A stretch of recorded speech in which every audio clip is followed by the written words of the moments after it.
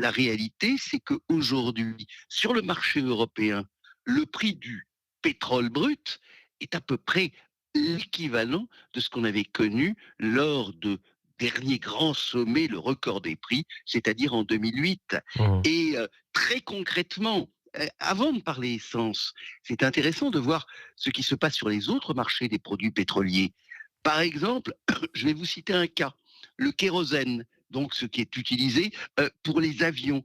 Eh bien, le kérosène, il faut savoir que avant la guerre, ça valait à peu près sur le marché européen 750 $ la tonne. Aujourd'hui, sur le marché européen, on est à 1573 $ la tonne, c'est-à-dire le double. Et le kérosène, bah, c'est un peu la même catégorie que le diesel que vous avez dans vos stations.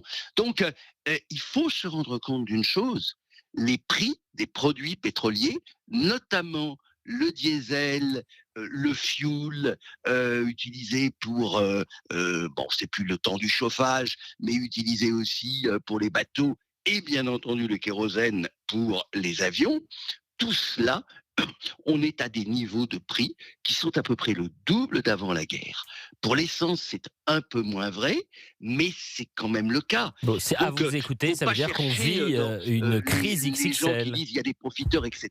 Non, malheureusement, nous sommes prisonniers des marchés.